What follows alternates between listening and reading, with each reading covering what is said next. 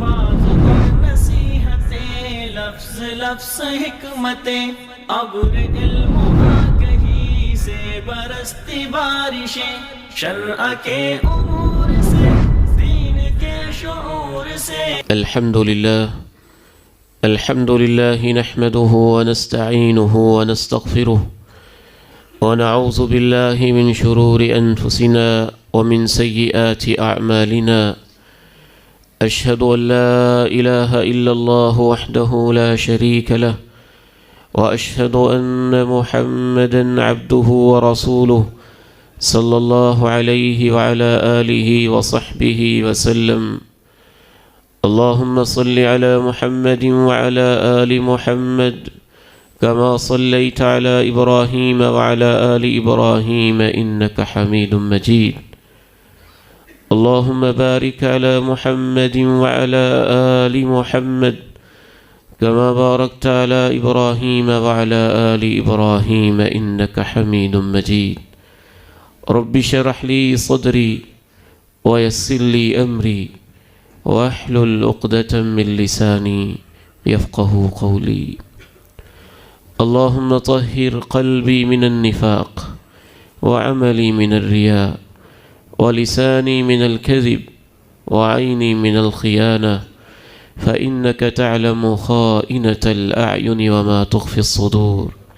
أما بعد، فإن خير الحديث كتاب الله، وخير الهدي هدي محمد صلى الله عليه وسلم، وشر الأمور محدثاتها، وكل محدثة بدعة، وكل بدعة ضلالة، وكل ضلالة في النار. أعوذ بالله السميع العليم من الشيطان الرجيم، من همزه ونفخه ونفثه. بسم الله الرحمن الرحيم. يا أيها الذين آمنوا اجتنبوا كثيرا من الظن إن بعض الظن إثم ولا تجسسوا ولا يغتب بعضكم بعضا أيحب أحدكم أن يأكل لحم أخيه ميتا فكرهتموه واتقوا الله إن الله تواب رحيم. سورہ حجرات کی اخلاقی تعلیمات کے حوالے سے خطبات جمعہ کا ایک سلسلہ جاری ہے، اور آج اس عظیم سورہ مبارکہ کی ایک آیت مبارکہ میں جو احکامات بیان کیے گئے، ان میں سے صرف اللہ کے ایک حکم کی وضاحت کرتا ہوں. فرمایا، اے ایمان والو، بہت زیادہ گمانوں سے بچو، بے شک بعض گمان گناہ ہوتے ہیں. وَلَا تَجَسَّسُوا، اور جاسوسی نہ کرو. وَلَا تَجَسَّسُوا، اور جاسوسی نہ کرو. اصل میں یہ سورہ مبارکہ، بلکہ قرآن مجید کی ہر آیت مبارکہ اس لائق ہے کہ ہم اس کو سمجھنے کے لیے چند منٹ نہیں، زندگیاں وقف کرتے ہیں.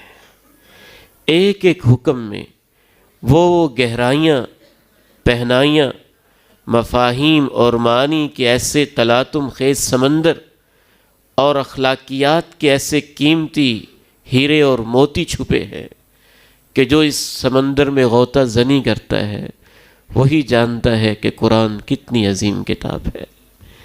اے ایمان والو، گمانوں سے بچو، بعض گمان گناہ ہوتے ہیں. اس پر ایک ادھوری سی گفتگو ہماری ہو چکی ہے، اور آج ہم آگے بڑھتے ہیں. بعض دفعہ انسان جب بدگمانی کرنے لگتا ہے تو بدگمانی کے بعد پھر اگلا سٹیج ہوتا ہے جاسوسی کا. کسی کے بارے میں گمان پیدا ہوا کہ دیکھنے میں تو یہ اچھا ہے لیکن اندر سے پتہ نہیں کیسا ہوگا. فلاں انسان میرا ہمسایہ ہے، یہ اپنی تنہائیوں میں کیا کرتا ہے. فلاں شخص بڑا صالح ہے لیکن اپنی خلوتوں میں کیسا ہے. فلاں میرا دوست ہے لیکن اس کی راتیں کیسی ہیں. کبھی ابتدا بدگمانی سے ہوتی ہے اور بدگمانی کی اگلی سٹیج ہوتی ہے جاسوسی. کہا بہت زیادہ گمانوں سے بچو، بعض گمان گناہ ہوتے ہیں، وَلَا تَجَسَّسُوا، اور جاسوسی نہ کیا کرو۔ جاسوسی کسے کہتے ہیں؟ اس کے دو مطلب ہیں اور دونوں آپ نے ذہن میں رکھنے ہیں۔ اللہ مجھے اور آپ کو عمل کی توفیق نصیب فرمائے۔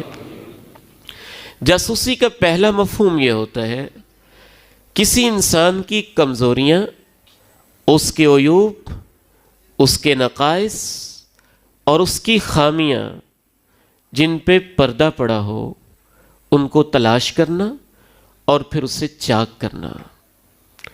دوسرا مطلب جاسوسی یہ بھی ہے کہ ایسی معلومات، ایسی خفیہ انسان کی راز کی باتیں جو انسان دوسروں سے شیئر نہیں کرنا چاہتا، جو دوسروں کو نہیں بتانا چاہتا، اس کے ان رازوں کو ٹٹولنے کی کوشش کرنا، اس کی اس خفیہ باتوں تک رسائی کی کوشش کرنا، یہ دونوں چیزیں ہی جاسوسی میں آتی ہیں۔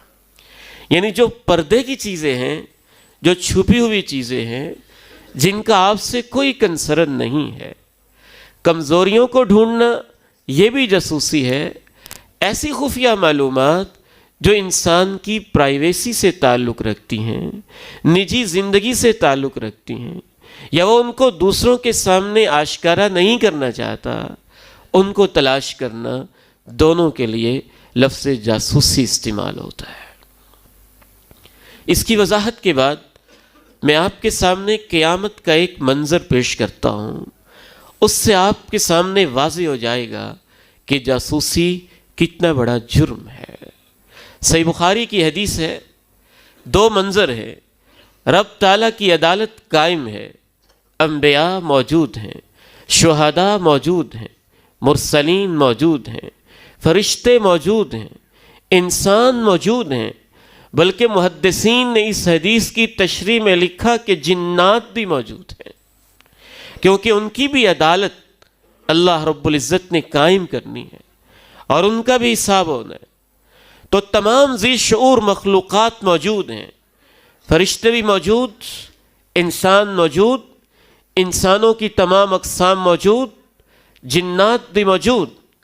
رسول اللہ صلی اللہ علیہ وسلم کے صحابی جلیل جناب ابن عمر، ان کے ساتھی جناب صفوان کہتے ہیں کہ میں عبداللہ ابن عمر کے ساتھ جا رہا تھا، ایک آدمی آگے بڑھا، کہنے لگا جناب ابن عمر، وہ والی حدیث جس میں اللہ کے پیارے نبی نے قیامت کی سرگوشی کا منظر بیان کیا ہے وہ کیسے ہے، ذرا مجھے سنائے نا۔ اس موقع پہ جناب ابن عمر نے کہا، سمعت رسول اللہ صلی اللہ علیہ وسلم، میں نے اللہ کے رسول علیہ السلام سے سنا تھا، آپ نے ارشاد فرمایا، یدنی اللہ العبد یوم القیامہ حتی یضع کنفہ علیہ ویسترہ۔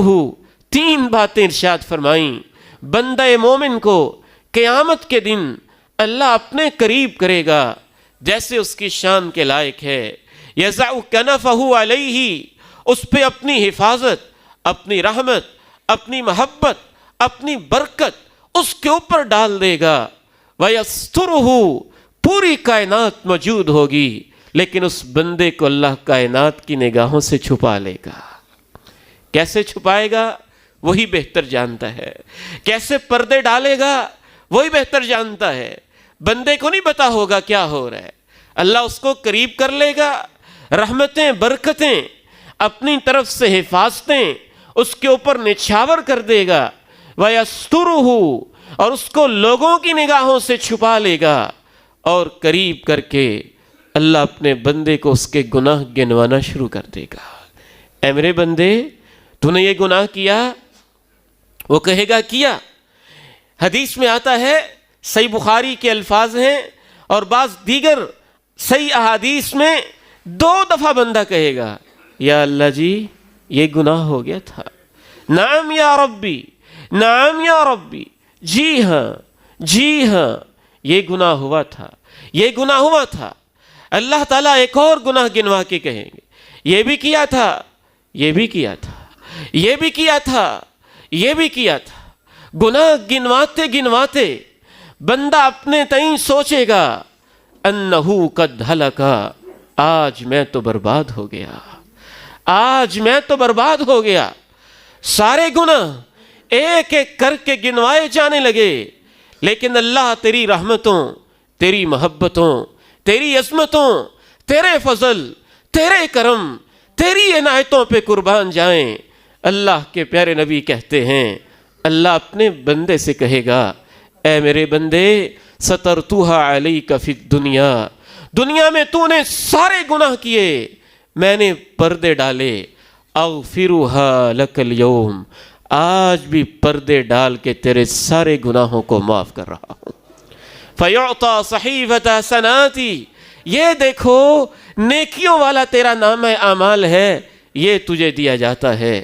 وہ مبارک بادیں وصول کرتا ہوا، خوش ہوتا ہوا، نیکیوں کا نام اعمال لے کے ینقلب الی اہلہ مسرورا، اپنے گھر والوں میں خوش خوش دوڑتا دوڑتا واپس جائے گا۔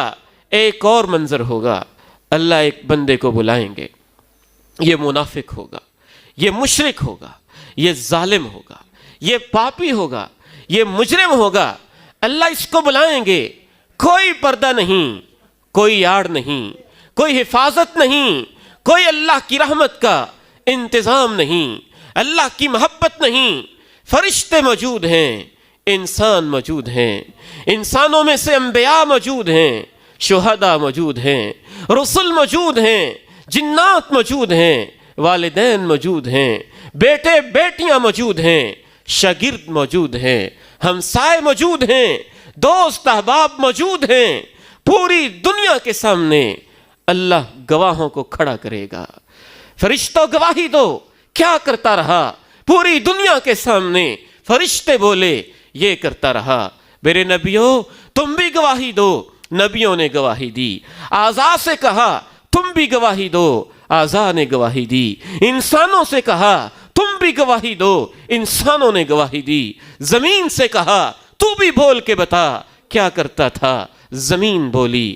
وَيَقُولُ الْأَشْهَادُ هَؤُلَاءِ الَّذِينَ ظَلَمُوا أَنفُسَهُمْ، سب گواہ پکار کے کہنے لگے یہ ظالم لوگ ہیں۔ پھر آواز آئی الا لعنت اللہ علی الظالمین، کائنات کے لوگوں سن لو، ان ظالموں پہ ہمیشہ ہمیشہ کے لیے اللہ کی لعنت پڑ چکی ہے۔ یہ دو منظر ہیں۔ یہ کیوں دو منظر ہیں؟ ایک کی پردہ پوشی کی جا رہی ہے اور ایک کو پوری دنیا کے سامنے ذلیل و رسوا کیا جا رہا ہے۔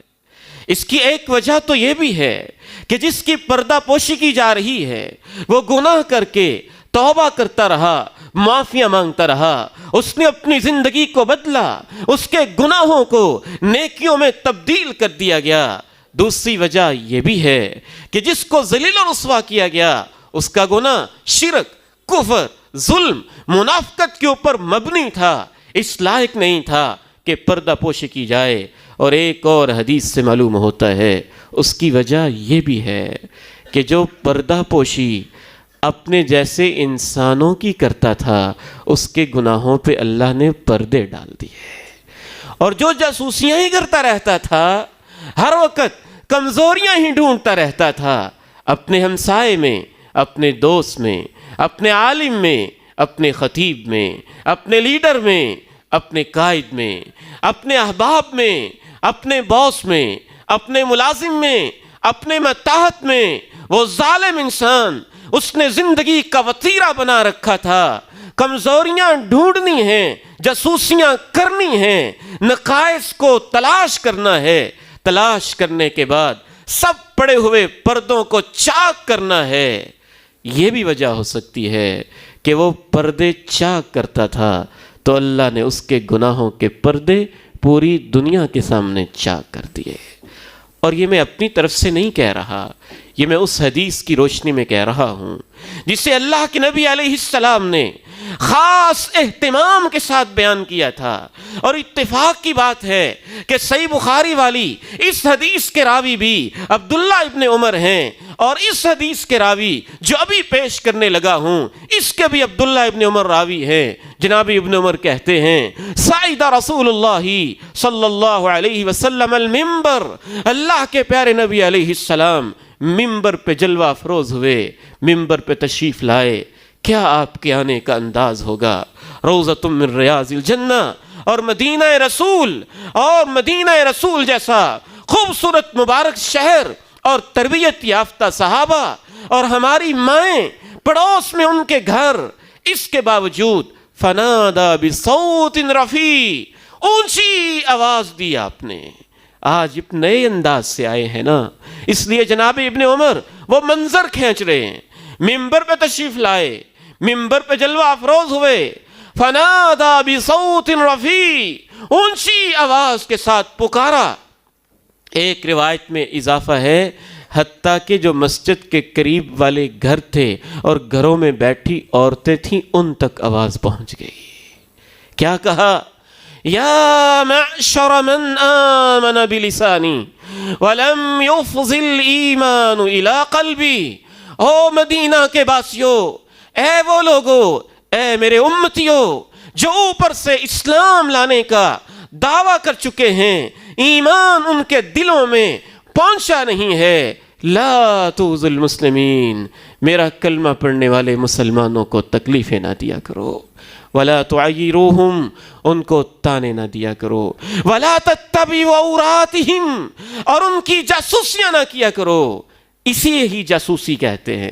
تتبعوا عوراتہم، خوبصورت عظیم ترین لفظ ہیں، ان کے پردوں کو تلاش نہ کیا کرو، ان کے پردوں کو تلاش نہ کیا کرو، ان کے رازوں کی ٹو نہ کیا کرو، ان کے پردے والی چیزوں کے پردے چاک نہ کیا کرو۔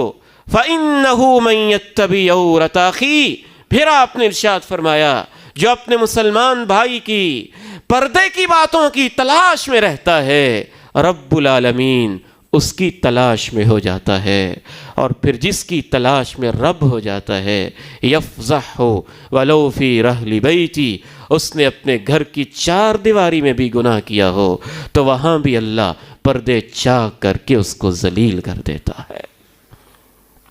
اس قدر خطرناک جرم ہوتا ہے جاسوسی۔ نقائص کو تلاش کرنا، کمزوریوں کو تلاش کرنا، گناہوں کو تلاش کرنا، انسان کے اندر چھپے ہوئے عیوب، وہ بیچارہ جو تنہائیوں میں کرتا ہے، پردوں میں کرتا ہے، نگاہوں سے چھپ چھپ کے کرتا ہے، نہ جانے پھر کیسی کیسی معافیاں بھی مانگ لیتا ہے، اور کیسے کیسے رو بھی لیتا ہے، دھو بھی لیتا ہے، کیسے اپنے دل کے زنگ اتار بھی لیتا ہے، اور کیسے صاف بھی کر لیتا ہے اپنے آپ کو۔ لیکن آپ ہیں کہ آپ کے اندر یہ عادت ہے کہ نہیں، یہ معافی مانگے یا نہ، میں اس کو معاف نہیں کروں گا، اللہ کرے یا نہ، میں نے اس کو معاف نہیں کرنا، اس کو ذلیل اور رسوا کر کے چھوڑنا ہے۔ یہ ارادے، یہ پلاننگز، یہ منصوبہ بندیاں، اور اپنے اندر یہ عادت ڈیولپ کر لینا۔ اور رب العالمین نے کہا، او ایمان والو، او ایمان والو، ایمان والو، مانتے ہو میرے قرآن کو، بہت زیادہ بدگمانیوں سے بچو، بعض گمان گناہ ہوتے ہیں۔ وَلَا تَجَسَّسُوا، جاسوسی نہ کیا کرو، وَلَا تَجَسَّسُوا، جاسوسی نہ کیا کرو۔ کیا کیا انداز ہوتے ہیں جاسوسی کے، جو میں نے مشاہدات دیکھے ہیں، مختصر وقت میں ان کی طرف اشارہ کرتے ہوئے بات کو آگے بڑھاتے ہیں۔ ہمارے معاشرے میں جاسوسی کا ایک انداز تو یہ ہوتا ہے کہ ہم براہ راست ایسے چبھتے ہوئے سوال پوچھتے ہیں جو اگلے بندے کو پسند ہی نہیں ہے۔ رشتہ آیا تھا، واپس کیوں ہو گیا تھا؟ تمہاری بیٹی میں کیا مسئلہ تھا؟ طلاق کیوں ہو گئی تھی؟ منگنی کیوں ٹوٹ گئی تھی؟ وہ کیا مسئلہ ہوا تھا؟ بس یوں ہی چسکے لینا، یہ چسکے لوگوں کے زخموں پہ نمک چھڑک دیتے ہیں، ان کے زخموں کو ہرا بھرا کر دیتے ہیں۔ آپ تنہائیوں میں دعائیں کریں، اللہ ہماری بیٹیوں کو محفوظ رکھے۔ اچھا، تیری شادی کو 2 سال ہو گئے، بچہ کیوں نہیں پیدا ہوا؟ پیدائش کیوں نہیں ہوئی؟ اور یہ مشاہدات وہ ہیں جو آنکھوں دیکھے اور کانوں سنے ہیں۔ میں اس بہن بیٹی کو آج تک نہیں بھولتا جو ہمارے گھر میں ایک دفعہ مہمان کے طور پہ آئی اور دوبارہ کبھی نہ آئی۔ پوچھا کیا وجہ ہے؟ کہنے لگی میں آپ کے گھر گئی، پتہ نہیں وہ کون سی خاتون تھی، آتے ہی اس نے مجھ سے سوال یہ پوچھا تھا، سنا ہے تجھے طلاق ہوئی ہے، کیوں ہوئی تھی؟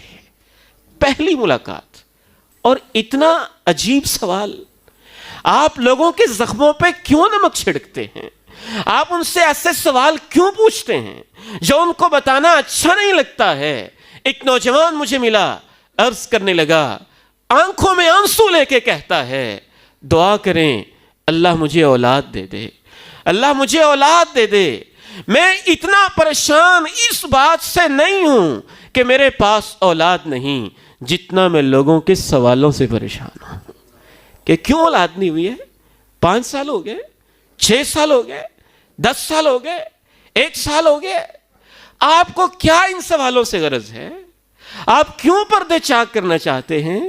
آپ کیوں زخموں پہ نمک چھڑکنا چاہتے ہیں؟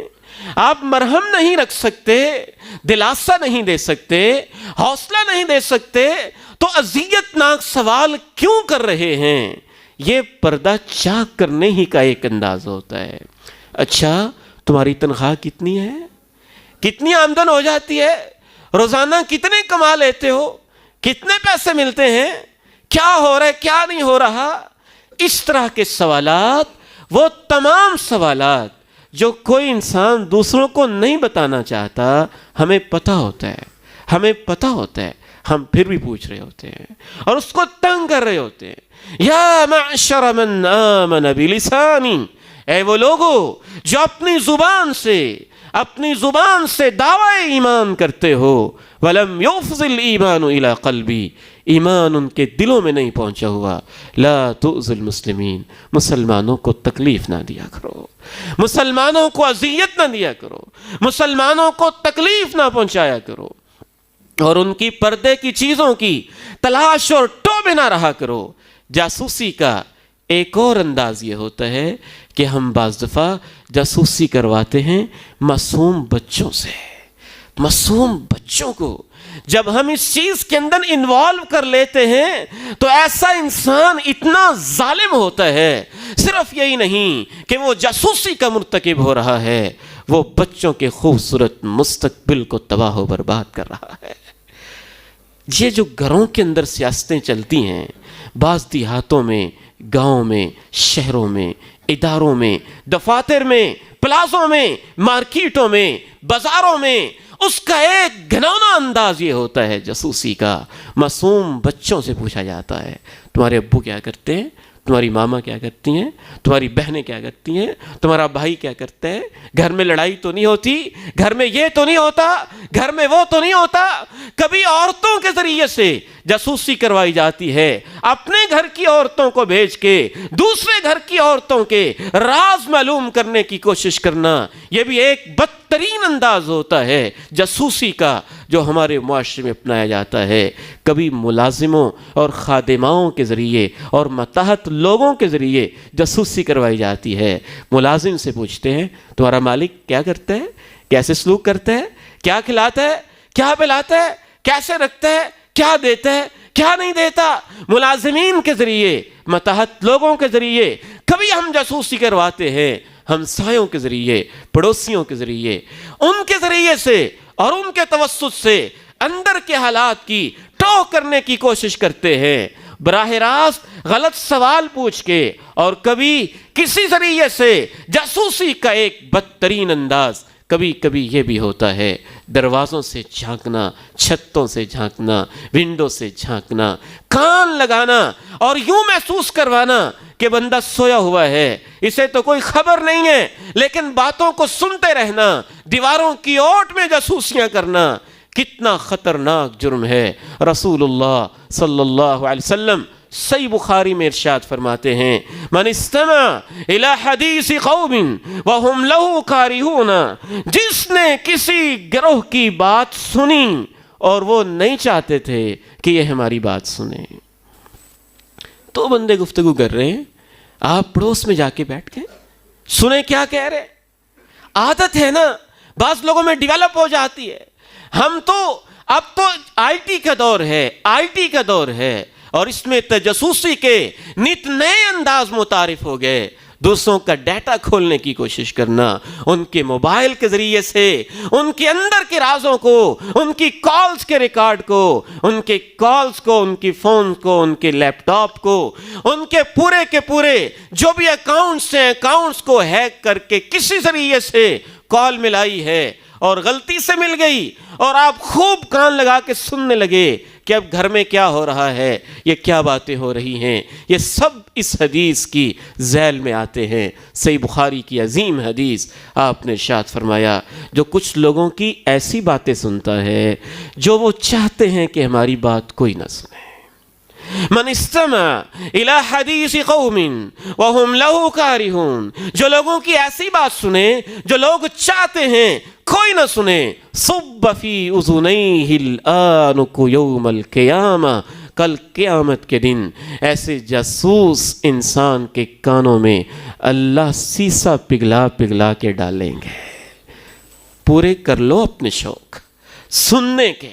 یہ جو تمہارے کان میری حدوں کو پھلانگتے تھے اور وہ باتیں سنتے تھے جو دوسرے نہیں سنانا چاہتے ہیں، جاسوسیاں کرتے تھے، اللہ کے نبی علیہ السلام کی کیا عظیم تعلیمات ہے۔ قرآن کتنی عظیم کتاب ہے، ہمارے رویے کیسے ہیں۔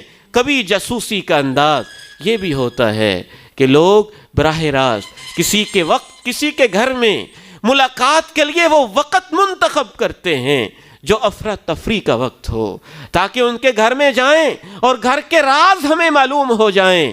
میرے بھائیوں، گھر کے اندر کے معاملات تو خصوصاً اللہ اور اللہ کے رسول کی نگاہوں میں اتنے محترم ہیں کہ وہاں کا تو ہر معاملہ ہی پرائیویٹ ہوتا ہے، اور وہ بد تہذیب انسان ہوتا ہے جو دوسروں کے گھروں کے معاملات کو ٹٹولنے کی کوشش کرتا ہے، پرلے درجے کا احمق اور اخلاقیات سے گرا ہوا انسان ہوتا ہے۔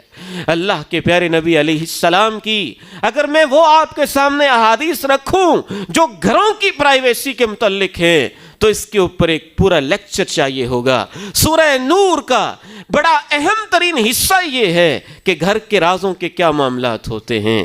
اللہ کے پیارے نبی علیہ السلام تشریف فرما ہیں، ایک صاحب ملنے آئے ہیں۔ اللہ کے پیارے نبی علیہ السلام کنگھی مبارک ہاتھ میں ہے، سر مبارک میں کھجا رہے ہیں، اور وہ یوں آپ کے حجرہ مبارک پہ جو دروازہ ہے اس کے اندر چھوٹا سا سوراخ ہے اور اس سے اندر جھانک رہا ہے۔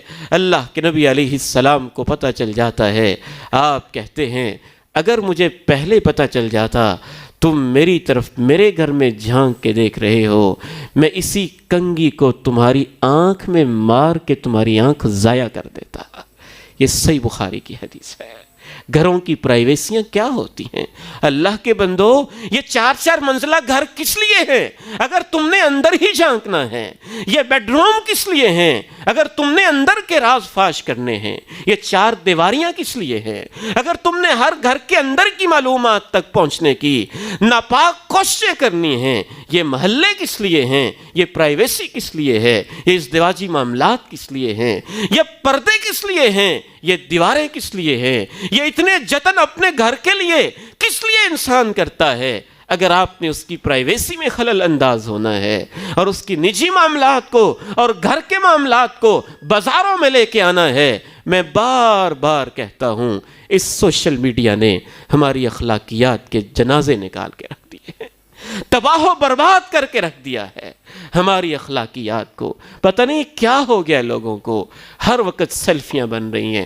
خود اب تو ہمیں اپنے بھی شاید ایسی عادت بن گئی ہے کہ ہم اپنے گھر کے معاملات بھی فیس بک پہ لا رہے ہیں، واٹس ایپ پہ لے رہے ہیں، یہ ہمارا ڈنر ہے، یہ ہمارا لنچ ہے، یہ ہمارا کھانا ہے، یہ ہم کھا رہے ہیں، یہ ہم کر رہے ہیں۔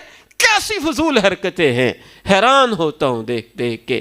یہ جو ویڈیو ہے یہ تبلیغی مقصد کے لیے ہے کہ لوگوں تک بات پہنچ جائے، لیکن عجب معاملہ دیکھا ہے، تبلیغ کے بعد کھانے پہ بیٹھتے ہیں تو ہر چیز کا منظر، ہر چیز کو بس کیمرے کی آنکھ کے نیچے ہر چیز آنی چاہیے۔ اب کھانا کھا رہے ہیں، اب چائے پی رہے ہیں، اب یہ کھا رہے ہیں، اب یہ کر رہے ہیں، ہر چیز ہر بات کی ایک پرائیویسی ہوتی ہے. کسی وقت انسان کس حال میں ہوتا ہے, کسی وقت کس کیفیت میں ہوتا ہے, اور اس کیمرے اور موبائل نے تو آ کے ہماری ساری کی ساری پرائیویسی اور ہماری نجی زندگی کو ایسا اوپن اور تباہ و برباد کر کے رکھ دیا کہ اخلاقیات کے جنازے تک نکل کے رہ گئے. او میرے بھائیو, اللہ کا حکم ہے ایمان والو, بہت زیادہ گمانوں سے بچا کرو, جاسوسی نہ کیا کرو. بلکہ اللہ کے پیارے نبی علیہ الصلوۃ والسلام نے سنن نسائی میں یہاں تک ارشاد فرما دیا, جو شخص کسی کے گھر میں جھانک رہا ہو اور وہ گھر والے اس کی آنکھ کو پھوڑ دیں, فَفَقَعُوا عَيْنَهُ, وہ اس کی آنکھ کو پھوڑ دیں کہ ہمارے گھر میں کیوں جھانک رہے ہو, فَلَا دِيَةَ وَلَا قِصَاصَ, میں اللہ کا پیغمبر فیصلہ کرتا ہوں, ایسے انسان کی آنکھ ضائع ہو جائے تو نہ وہ قصاص لے سکتا ہے نہ دیت لے سکتا ہے. ایک آنکھ پھوڑنے کی دیت 50 اونٹ اللہ نے مقرر کی ہے. اتنی عظیم نعمت ہے آنکھ, لیکن وہ آنکھ جو جاسوس ہو جائے, جو لوگوں کے گھروں میں جھانکے, اندر ٹٹولے کے کیا ہو رہا ہے, اس طبیعت کو اللہ کے پیارے نبی نے اتنا ناپسند کیا کہ اسے گھروں کا تقدس کہیے کہ ایک قانون بنا دیا رہتی دنیا تک کے لیے. اگر یہ ثابت ہو جائے کہ اس وجہ سے اس کی آنکھ ضائع ہوئی ہے, وہ بدلے کا بھی تقاضا نہیں کر سکتا, کہ ساس کا تقاضا بھی نہیں کر سکتا, ولا دیتا, اور وہ 50 اونٹ دیت کا مطالبہ بھی نہیں کر سکتا ہے. اس کا جرم اتنا قبیح ہے. یا ایھا الذین آمنوا اجتنبوا کثیرا من الظن, اے ایمان والو بہت زیادہ گمانوں سے بچا کرو, ان بعض الظن اس, بعض گمان گناہ ہوا کرتے ہیں, ولا تجسسوا, جاسوسی نہ کیا کرو, ٹوبے نہ رہا کرو, لوگوں کی کمزوریوں کی تلاش میں نہ رہا کرو. میرے محترم بھائیوں, میرے عزیزوں, میرے بزرگوں, میرے پیارے سامعین محترم, لاہور کے دور دراز جگہوں سے تشریف لانے والوں اور پنجاب بھر سے آنے والوں, میں آپ کو اللہ کا واسطہ دیتا ہوں, بڑی ضرورت ہے کہ ہم اپنی اصلاح کریں, ہم اپنی اصلاح کریں. اگر آپ عیب ڈھونڈنا ہی چاہتے ہیں نا, تو بڑا کھلا میدان ہے, بہت کھلا میدان ہے. تنہائیوں میں بیٹھ جائیں اور اپنے عیبوں کی فہرست بنا لیں. بیٹھ جائیں تنہائیوں میں, رات میں, خلوت میں, اکیلے میں, اور ڈھونڈیں اپنے عیب.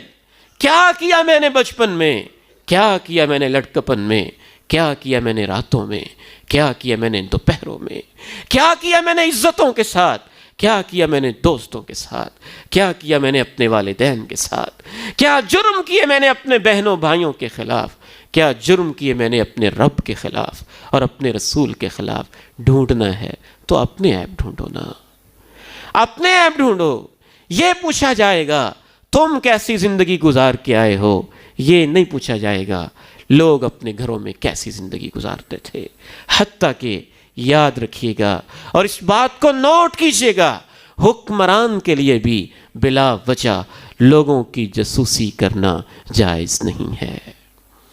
سوشل میڈیا پہ جب میں اس طرح کے میسیجز پڑھتا ہوں نا کہ تمام کالز ریکارڈ ہو رہی ہیں اور تمام ڈیٹا ریکارڈ کیا جا رہا ہے, اللہ جانتا ہے سچ ہوتی ہے جھوٹ ہوتا ہے, یہ تو اللہ بہتر سمجھتا ہے, لیکن تمام لوگوں کی کالز کو ریکارڈ کرنا کہاں کی اخلاقیات ہے؟ شرن تو اس کی کوئی اجازت نہیں. حضرت امیر معاویہ رضی اللہ تعالیٰ عنہ وقت کے خلیفہ ہیں, کہتے ہیں کہ میں نے اللہ کے رسول علیہ السلام سے سنا تھا, ان الامیر اذا ابتغى الریبۃ فی الناس, جب حکمرانوں کا یہ حال ہو جائے کہ وہ لوگوں کی کمزوریاں ڈھونڈنے میں لگ جائیں, وہ حکمران لوگوں کو خراب کر دیں گے, لوگوں کو خراب کر دیں گے. جناب ابو الدرداء کہتے ہیں اللہ کے پیارے نبی سے حضرت امیر معاویہ نے جو بات کے خلیفہ بننے والے تھے, یہ ایسی حدیث سنی کہ جب وہ خلیفہ بنے تو اس سے اللہ نے ان کو بہت فائدہ دیا, اس سے اللہ نے ان کو بہت فائدہ دیا. ہاں, چند ایک مقامات ہیں جہاں ہماری ذمہ داری بنتی ہو, وہاں ہم ٹوہ میں رہ سکتے ہیں, وہاں ہم حالات سے آگاہ ہو سکتے ہیں.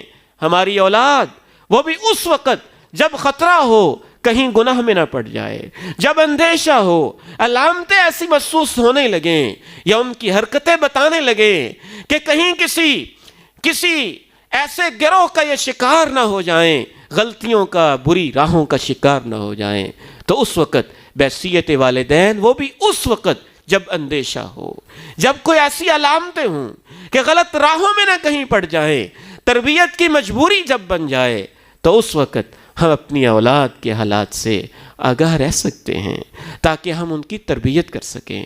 اس وقت یہ ہماری مجبوری بن جاتی ہے۔ یا اسی طرح سے حکمرانوں کو جب کسی گروہ کے بارے میں پتہ چل جائے کہ یا اشارے مل جائیں کہ غلط حرکتوں میں ملوث ہے، چوری میں، ڈکیتی میں، دہشت گردی میں، واردات میں، فلاں غلط کاموں میں، پھر اس وقت اجازت ہے کہ ان لوگوں کے لیے سیکورٹی کے پوائنٹ آف ویو سے، مفاد عامہ کے لیے، مسلمانوں کی حفاظت کے لیے، پھر تو اس طرح کا کام کرنا بعض دفعہ واجب اور فرض ہو جاتا ہے۔ یا مسلم امہ کی حفاظت کے لیے، مسلم سٹیٹ کی حفاظت کے لیے غیر ممالک، کفار ہمارے ساتھ کیا کر رہے ہیں، ان کے حالات سے آگاہ رہنا، وہ کیا سازشیں کر رہے ہیں، یہ سیکورٹی کے پوائنٹ آف ویو سے ہماری مجبوری بن جاتی ہے۔ یا بعض دفعہ گھروں میں کوئی رشتے ناطے کی بات چل رہی ہے اور ہم نے اپنی پیاری بیٹی کو، جسے ہم نے 20-22 سال تک محبتوں سے پالا ہے، عمر بھر کے لیے کسی کے حوالے کرنا ہے، تو پھر ہمارا فرض ہے کہ ہم اس شخص کے بارے میں معلومات حاصل کر لیں، کیسا انسان ہے، جرائم پیشہ تو نہیں ہے، کس نوعیت کا ہے، تاکہ ہماری بیٹی کا مستقبل محفوظ ہو جائے۔ یہ مجبوریاں ہوتی ہیں جہاں شریعت نے اجازت دی، لیکن عام حالات میں یہ حکم ہے کہ جاسوسی نہ کیا کرو۔ اللہ تعالیٰ سے دعا ہے میری اور آپ کی حفاظت فرمائے، اور یہ جو تجسس کا عمل ہے اس سے اللہ رب العزت ہمیں بچنے کی توفیق نصیب فرمائے۔ عموماً کبھی نیت ہوتی ہے کسی کی کمزوریوں کو تلاش کرنا تاکہ اس کو بدنام کیا جائے، بد نیتی، اور کبھی کبھی انسان جو ہے اس کی بد نیتی نہیں ہوتی، بدگمانی ہوتی ہے، اور کبھی کبھی بدگمانی بھی نہیں ہوتی، بد نیتی بھی نہیں ہوتی، بس ویسے ہی عادت ہوتی ہے کہ اگلے بندے کے حالات کا پتہ کریں، کیا کر رہا ہے، کیسے کر رہا ہے، کیسے نہیں کر رہا۔